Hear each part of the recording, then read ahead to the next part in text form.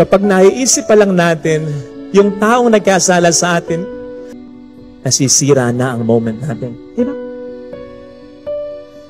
Alam po ninyo, lahat ng mabuting gawa, nire-reward ni God. Lahat ng mabuting gawa, nakapagpapalalim, nakapagpapastrong ng ating pananampalataya. Pero sigurado ko, iba ang mabuting gawa sa ngalan ng pagpapatawad. Mas maraming mangyayaring maganda, maniwala ka. O pwedeng dahil sa pagpapatawad mo, sa mister mong nagkasala sa'yo, pwedeng mas magbago siya. Sumablay ng isang beses lang. Ito hindi naman talaga mga babaero to eh. Sinisigurado ko sa'yo, patawarin mo yan, magbabago yan. Halimbawa, nagkamali lang ng minsan ng misis mo, patawarin mo. Mas magbabago yan, maniwala. Mas mamahalin ka niya. Paano kung sa pagpapatawad mo, mas magbago nga yung tao?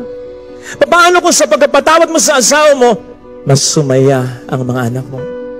Paano kung sa pagpapatawad mo sa kapatid mo, maging masaya ang mga kapatid mo at ang mga magulang mo? Paano kung sa pagpapatawad mo sa isang kapamilya mo, hindi man maibalik yung dati, masave man lang yung natitirang kaunti hanggang huli? Ayaw mo ba yun? Paano kung sa pagpapatawad mo, hindi lang ikaw ang makapag-move on, kundi ang mga tao na nakapaligid sa'yo?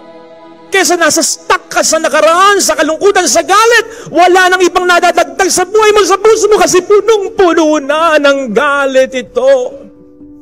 Nang magturo sa atin ng panalangin ang Diyos na si Jesus, ang sabi niya, bigyan mo kami ng aming kakanin sa araw-araw, patawarin mo rin kami sa aming mga sala. Kasi yun ang sukatan talaga ng lahat.